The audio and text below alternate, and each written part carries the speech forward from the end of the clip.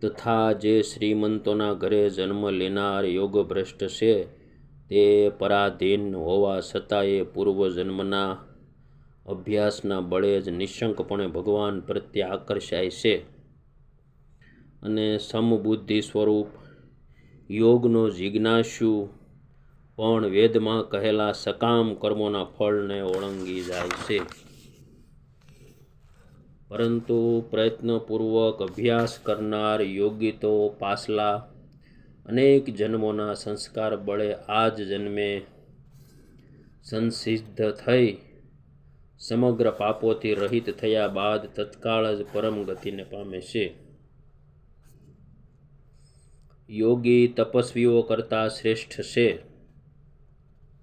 શાસ્ત્રોજ્ઞોથી શ્રેષ્ઠ મનાયો છે અને સકામ કર્મ કરનારાઓથી યોગી શ્રેષ્ઠ છે. માટે હે અર્જુન, તું યોગી થા. સઘળા યોગીઓમાં પણ જે શ્રદ્ધાવાન યોગી મારામાં જોડાયેલા અંતરાત્માથી મને નિરંતર ભજે છે એ યોગી મને સૌથી શ્રેષ્ઠ મનાય છે. હે પાર્થ, અનન્ય પ્રેમથી મારામાં ચિત્તને પરોવનાર તથા અનન્ય ભાવથી મારે પરાયણ થઈને યોગમાં જોડાયેલા તું જે રીતે સંપૂર્ણ વિભૂતિ, બળ, ઐશ્વર્ય આદિ ગુણો સહિત સૌના આત્મારૂપ મને વિના સંશયે જાણીશ એને સાંભળ. હું તારે માટે આ વિજ્ઞાન સહિત તત્વજ્ઞાનને સંપૂર્ણપણે કહીશ. જેને જાણીને સંસારમાં ફરી બીજું શું પણ જાણવા લાયક શેષ નથી રહેતું. હજારો માણસોમાંથી કોઈ એક મને પામવા માટે પ્રયત્ન કરે છે અને એ પ્રયત્ન કરનાર યોગીઓમાંથી પણ કોઈ એક મારે પરાયણ થઈને મને તત્વથી એટલે કે યથાર્થ રૂપે જાણી શકે છે. પૃથ્વી, જળ, અગ્નિ, વાયુ, આકાશ, મન, બુદ્ધિ અને અહંકાર આ પ્રમાણે આઠ પ્રકારે વિભાગ પામેલી મારી પ્રકૃતિ છે. આ આઠ પ્રકારના ભેદની તો અપરા એટલે કે મારી જડ પ્રકૃતિ છે. અને એ મહાબાહો આના સિવાયની છે જેનાથી આખું જગત ધારણ કરાય છે. એને મારી જીવરૂપ પરા એટલે કે ચેતન પ્રકૃતિ ઓળખ. હે અર્જુન, તું એમ સમજ કે સઘળા જીવો આ બંને પ્રકૃતિઓથી જ ઉદ્ભવનારા છે અને હું આખાય જગતનો પ્રભાવ તેમજ પ્રલય છું એટલે કે સકળ જગતનું મૂળ કારણ છું. હે ધનંજય, મારા સિવાય બીજું કોઈ પણ પરમ કારણ નથી. આ આખું જગત દોરામાં પરોવાયેલા મણિઓની પેઠે મારામાં ગૂંથાયેલું છે. હે કોંતે, હું જળમાં છું, ચંદ્ર તેમજ સૂર્યમાં પ્રકાશ છું, બધાય વેદોમાં ઓમકાર છું, આકાશમાં શબ્દ અને પુરુષોમાં પુરુષત્વ છું. હું પૃથ્વીમાં પવિત્ર, ગંધ અને અગ્નિમાં તેજ છું, તેમજ સમસ્ત ભૂતોમાં એમનું જીવન છું અને તપસ્વીઓમાં તપ છું. હે પાર્થ, તું સર્વ જીવોનું સનાતન બીજ મને જ જાણ. હું બુદ્ધિમાનોની બુદ્ધિ તથા તેજસ્વીઓનું તેજ છું. હે ભરતવંશીઓમાં શ્રેષ્ઠ, હું બળવાનોનું આસક્તિ તથા કામનાઓ વિનાનું બળ એટલે કે સામર્થ્ય છું. અને સહુ જીવોમાં ધર્મને અનુકૂળ એટલે કે શાસ્ત્ર અનુકૂળ કામ છું. અને વળી જે સત્વ ગુણમાંથી ઉદ્ભવતા ભાવો છે તેમજ જો રજો ગુણથી અને તમો ગુણથી થતા ભાવો છે એ બધાને તું મારાથી જ થનારા છે એમ સમજ. એમ હોવા છતાં પણ વાસ્તવમાં તેમનામાં હું કે તેઓ મારામાં નથી. ગુણોના કાર્યરૂપ સાત્વિક, રાજસ અને તામસ એવા ત્રણેય પ્રકારના ભાવોથી આખો પ્રાણી સમુદાય મોહ પામી રહ્યો છે. માટે જ આ ત્રણેય ગુણોથી પર એવા મુજ અવિનાશીને નથી ઓળખતો. કેમ કે અલૌકિક અર્થાત ઘણી અદ્ભુત ત્રિગુણમયી મારી માયા પાર કરવી ઘણી કઠિન છે. પરંતુ જે માણસો માત્ર મને જ નિરંતર ભજે છે તેઓ આ માયાને પાર કરી જાય છે, એટલે કે સંસાર સાગરને તરી જાય છે. માયા વડે જેમનું જ્ઞાન હરાયેલું છે એવા આસુરી સ્વભાવને ધારણ કરનાર, મનુષ્યમાં અધમ દૂષિત કર્મ કરનાર મૂઢજનો મને નથી ભજતા. હે ભરત શ્રેષ્ઠ અર્જુન, ઉત્તમ કર્મ કરનાર અર્થાર્થી આર્ત જિજ્ઞાસુ અને જ્ઞાની એવા 4 પ્રકારના ભક્તો મને ભજે છે. એમનામાંથી હંમેશા મારામાં એકાત્મ ભાવે સ્થિત અનન્ય પ્રેમ ભક્તિ રાખનાર જ્ઞાની ભક્ત ઘણો શ્રેષ્ઠ છે. કેમ કે મને તત્વથી ઓળખનાર જ્ઞાનીને હું અત્યંત પ્રિય છું અને એ જ્ઞાની મને અત્યંત પ્રિય છે. આ બધાય ભક્તો ઉદાર એટલે કે શ્રેષ્ઠ છે. છતાં એ સર્વેમાં જ્ઞાની તો સાક્ષાત મારું સ્વરૂપ જ છે એવો મારો મત છે. કેમ કે એ મારામાં જ મન તથા બુદ્ધિ રાખનાર જ્ઞાની ભક્ત અતિ ઉત્તમ ગતિ સ્વરૂપ એવા મારામાં જ સમ્યક રીતે સ્થિત છે. ઘણા જન્મો પછીના અંતિમ જન્મમાં તત્વજ્ઞાન પામેલો માણસ સર્વ કાંઈ વાસુદેવ જ છે એવા ભાવે મને ભજે છે એ મહાત્મા ઘણો દુર્લભ છે. અમુક ભોગોની કામના વડે જેમનું જ્ઞાન હરાઈ ચૂક્યું છે એ માણસો પોતાના સ્વભાવથી પ્રેરાઈને અમુક નિયમને ધારણ કરી અન્ય દેવતાઓને ભજે છે, એટલે કે ઉપાસે છે. જે સકામ ભક્ત જે દેવતાના સ્વરૂપને શ્રદ્ધાથી પૂંજવા ઈચ્છે છે તે ભક્તની શ્રદ્ધાને હું એ જ દેવતા પ્રત્યે દ્રઢ કરું છું.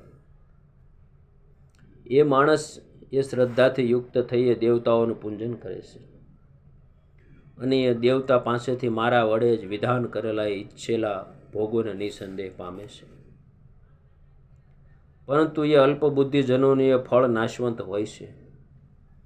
તેમજ એ દેવતાઓને પૂજનાર જનો દેવતાઓને પામે છે, જ્યારે મારા ભક્તો ભલે ગમે તેમ ભજે છેવટે તેઓ મને જ પામે છે. અજ્ઞાનીઓ મારા સર્વશ્રેષ્ઠ અવિનાશી પરમ ભાવને નહીં ઓળખીને અવ્યક્ત અર્થાત મન ઇન્દ્રિયોથી પર એવા મુજ સચ્ચિદાનંદ ઘન પરમાત્માના માણસની પેઠે જન્મ લઈને વ્યક્ત ભાવને પામનાર માને છે.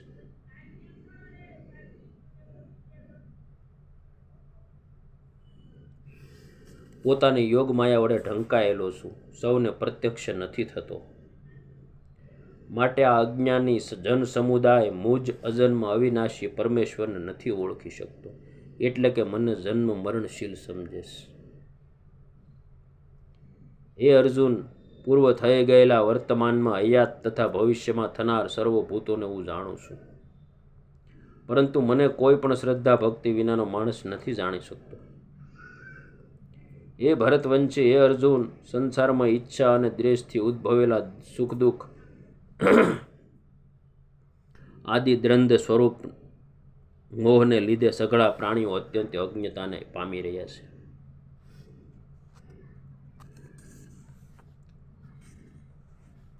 પરંતુ નિષ્કામ ભાવે ઉત્તમ કર્મોનું આચરણ કરનારા જે માણસોનું પાપ નષ્ટ થઈ ચૂક્યું છે, એ રાગ દ્વેષ જનિત દ્વંદ્વ સ્વરૂપ મોહથી મુક્ત થયેલા દ્રઢ નિશ્ચયી ભક્તો મને સર્વ રીતે ભજે છે. જેઓ મારે શરણે થઈને જરા અને મરણમાંથી છૂટવા માટે પ્રયત્ન કરે છે, એ માણસો એ બ્રહ્મને, સમગ્ર અધ્યાત્મને તેમજ સંપૂર્ણ કર્મને ઓળખી લે છે. જે માણસો અધિભૂત અને અધિદેવ સહિત તેમજ અધિયજ્ઞ સહિત સૌના આત્મા સ્વરૂપ મને અંતકાળે ઓળખી લે છે, એ મારામાં ચિત્ત પરોવેલા માણસો મને જ ઓળખી લે છે. એટલે કે પામી જઈશ. હે પુરુષોત્તમ, એ બ્રહ્મ શું છે? અધ્યાત્મ શું છે? કર્મ શું છે? અધિભૂત નામથી શું કહેવાયું છે અને અધિદેવ કોને કહે છે? હે મધુસૂદન, આ પ્રસંગે યધિયજ્ઞ કોણ છે અને તે આ શરીરમાં કેવી રીતે છે? તથા તમારામાં ચિત્ત પરોવેલા માણસો વડે અંતકાળે તમે કયા પ્રકારે ઓળખી શકાવો છો? પરમ અક્ષર બ્રહ્મ છે.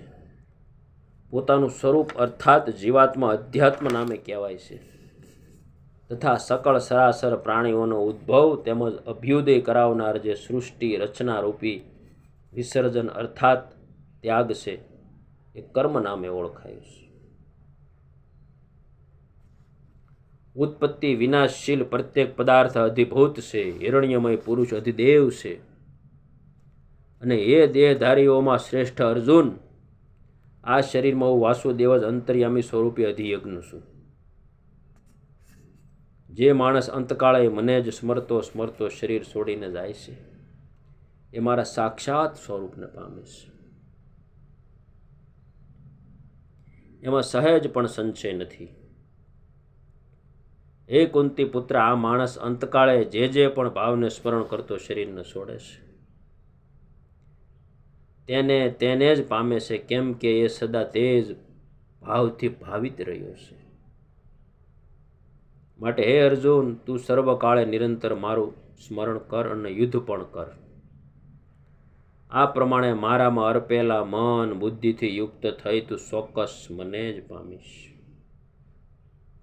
હે પાર્થ, એ નિયમ છે કે પરમેશ્વરના ધ્યાનના અભ્યાસ સ્વરૂપ યોગથી યુક્ત બીજી તરફ ન જનારા ચિત્તથી નિરંતર ચિંતન કરતો માણસ પરમ પ્રકાશ સ્વરૂપ દિવ્ય પુરુષને એટલે કે પરમેશ્વરને જ પામે છે.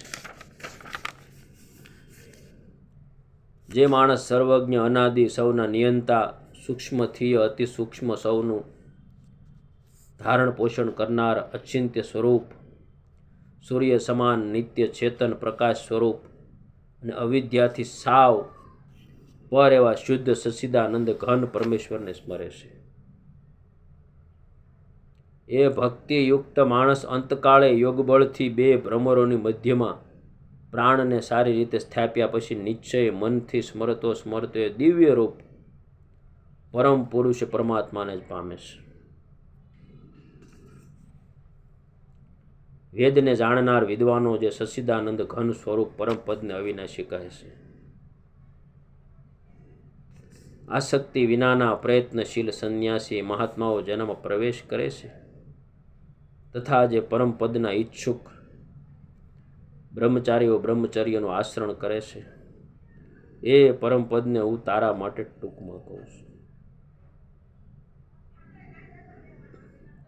બધી ઇન્દ્રિયોના દ્વારોને રોકીને તથા મનને હૃદય પ્રદેશમાં સ્થિર કરીને પછી એ જીતાયેલ મન વડે પ્રાણને મસ્તકમાં સ્થાપીને પરમાત્મા સંબંધી યોગ ધારણામાં સ્થિત થઈને જે માણસ ઓમ એ એક અક્ષર સ્વરૂપ બ્રહ્મને ઉચ્ચારતો અને એના અર્થ સ્વરૂપ મુજ નિર્ગુણ બ્રહ્મ સ્વરૂપનું ચિંતન કરતો શરીરને છોડીને જાય છે, એ માણસ પરમ ગતિને પામે છે. જે માણસ મારામાં અનન્ય ચિત્ત થઈને સદાય નિરંતર મુજ પુરુષોત્તમને સ્મરે છે, એ નિત્ય નિરંતર મારામાં જોડાયેલા યોગીને માટે હું સુલભ છું, એટલે કે એને સહજ રીતે મળી જાઉં છું.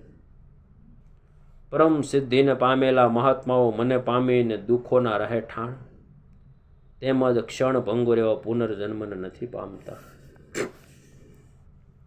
હે અર્જુન, બ્રહ્મલોક સુધીના સમસ્ત લોકો પુનરાવર્તી છે,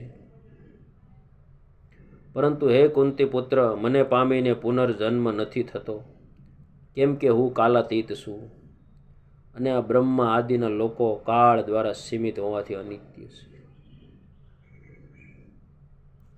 બ્રહ્માનો જે એક દિવસ છે એને સત્ય ત્રેતા દ્વાપર અને કળિયુગ એ 4 યુગના 1000 વાર થતા આવર્તનમાં લાગતા સમય જેટલો, તેમજ તેમની રાત્રિને પણ એટલી જ, એટલે કે 1000 ચતુર્યુગના સમય જેટલી. અર્થાત બ્રહ્મલોકનો પણ અંત આવતો હોવાના લીધે એ પણ વિનાશશીલ તથા અનિત્ય છે. એમ જો તત્વથી જાણે છે એ યોગીઓના કાળને તત્વને જાણનારા છે. એ યોગીઓ કાળના તત્વને જાણનારા છે. બધાય જીવો બ્રહ્માનો દિવસ શરૂ થતા અવ્યક્તથી અર્થાત બ્રહ્માના સૂક્ષ્મ શરીરથી ઉત્પન્ન થાય છે, અને બ્રહ્માની રાત્રિ શરૂ થતા એ અવ્યક્ત નામના બ્રહ્માના સૂક્ષ્મ શરીરમાં જ લીન થઈ જાય છે. હે પાર્થ, એ જ આ ભૂત સમુદાય વારંવાર ઉત્પન્ન થઈને પ્રકૃતિને વશ થયેલો બ્રહ્માની રાત્રિ થતા લય પામે છે, અને દિવસ શરૂ થતા ફરી ઉત્પન્ન થાય છે. પરંતુ એ અવ્યક્ત કરતાંય સાવ પર એવો અન્ય એટલે કે વિલક્ષણ જે સનાતન અવ્યક્ત ભાવ છે, એ પરમ દિવ્ય પુરુષ સઘળા જીવોના નષ્ટ થવા છતાંય નાશ નથી પામતો. જે અવ્યક્ત અક્ષર એવા નામે કહેવાયો છે, એ જ અક્ષર નામના અવ્યક્ત ભાવને પરમ ગતિ કહે છે. તથા જે સનાતન અવ્યક્ત ભાવને પામીને માણસો પાછા આવતા નથી, એ મારું પરમ ધામ છે. હે પૃથાપુત્ર, જે પરમાત્માની અંતર્ગત સર્વભૂતો છે, તથા જે સચ્ચિદાનંદ ઘન પરમાત્માથી આખું જગત પરિપૂર્ણ છે, એ સનાતન અવ્યક્ત પરમ પુરુષ તો અનન્ય ભક્તિથી જ પામી શકાય છે. હે ભરત શ્રેષ્ઠ, જે કાળે શરીરને છોડીને જનારા યોગીજનો પરત ન આવનારી ગતિને પામે છે, અને જે કાળે જનારા પરત આવનારી ગતિને જ પ્રાપ્ત થાય છે, એ કાળને એટલે કે 2 માર્ગોને કહીશ. આ 2 માર્ગમાંથી જે માર્ગ જ્યોતિર્મય અગ્નિ અભિમાની દેવતા છે, દિવસનો અભિમાની દેવતા છે, શુક્લ પક્ષનો અભિમાની દેવતા છે, અને ઉત્તરાયણના 6 મહિનાનો અભિમાની દેવતા છે, એ માર્ગે મૃત્યુ પામીને જનારા બ્રહ્મવેતા યોગીજનો આ દેવતાઓ દ્વારા ક્રમે ક્રમે લઈ જવાઈને બ્રહ્મને પામે છે. અને જે માર્ગે ધૂમાભિમાની દેવતા છે, રાત્રિનો અભિમાની દેવતા છે, કૃષ્ણ પક્ષનો અભિમાની દેવતા છે, અને દક્ષિણાયનના 6 મહિનાનો અભિમાની દેવતા છે, એ માર્ગે મૃત્યુ પામીને જનાર સકામ કર્મ કરનાર યોગી આ દેવતાઓ દ્વારા ક્રમે ક્રમે લઈ જવાઈને ચંદ્રમાની જ્યોતિને પામીને સ્વર્ગમાં પોતાના શુભ કર્મોનું ફળ ભોગવીને પાછો આવે છે. કેમ કે જગતના આ 2 પ્રકારના શુક્લ અને કૃષ્ણ અર્થાત દેવયાન અને પિતૃયાન માર્ગ સનાતન મનાયા છે. આ 2 માંથી એક માર્ગ જનાર જ્યાંથી પાછું નથી ફરવું પડતું, એ પરમ ગતિને પામે છે. અને બીજા માર્ગે જનાર ફરી પાછો આવે છે, એટલે કે જન્મ મરણને પામે છે. હે પાર્થ, આ પ્રમાણે આ 2 માર્ગોને તત્વથી જાણીને કોઈ પણ યોગી મોહિત નથી થતો.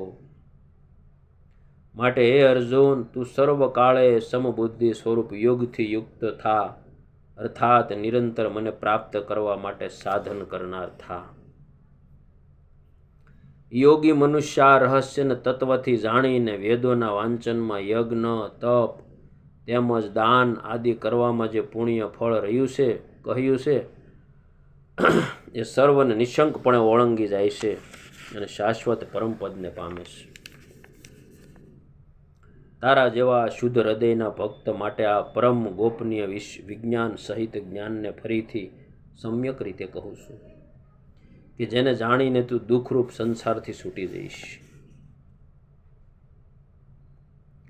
આ વિજ્ઞાન સહિત જ્ઞાન સઘળી વિદ્યાઓનો રાજા, સઘળા ગોપનીય ગોપનીયોનો રાજા, અતિ પવિત્ર, ઘણું ઉત્તમ, પ્રત્યક્ષ ફળ અનુભવી શકાય એવું ધર્મયુક્ત સાધન કરવામાં સાવ સહેલું અને અવિનાશી છે. હે પરંતપ, ઉપર જણાવેલા ધર્મમાં શ્રદ્ધા વિનાના માણસો મને ન પામતા મૃત્યુરૂપી સંસાર ચક્રમાં ભટકતા રહે છે. મુજ નિરાકાર પરમાત્માથી આખું જગત જળથી બરફની પેઠે પરિપૂર્ણ છે અને સઘળા ભૂતો મારામાં સંકલ્પના આધારે સ્થિત છે. પણ વાસ્તવમાં હું એમનામાં સ્થિત નથી અને વળીએ સમસ્ત ભૂતો મારામાં સ્થિત નથી. મારી ઈશ્વરીય યોગ શક્તિને જો ભૂતોનું ધારણ પોષણ કરનાર અને ભૂતોને ઉત્પન્ન કરનાર છતાંય મારો આત્મા વાસ્તવમાં ભૂતોમાં સ્થિત નથી. જેમ આકાશથી ઉદ્ભવેલો સર્વે બાજુએ વિચરનાર અને વિસ્તૃત વાયુ સદા આકાશમાં જ સ્થિત છે, એ જ રીતે મારા સંકલ્પ દ્વારા ઉત્પન્ન હોવાના લીધે સઘળા ભૂતો મારામાં સ્થિત છે એમ સમજ.